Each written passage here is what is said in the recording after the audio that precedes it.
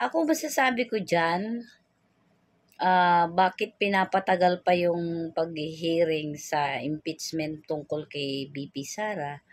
Sana maumpisahan na kasi para maipaliwanag ni VP Sara yung kanyang sarili kung bakit nawawala, ay hinahanapan siya ng budget na ganito kalaki.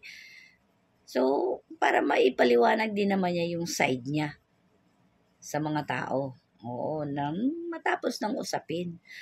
Para naman kay Chis Escudero, sana, total siya naman naghahawak ngayon, siya yung dapat pinamunuan na ito, siya may hawak dun eh.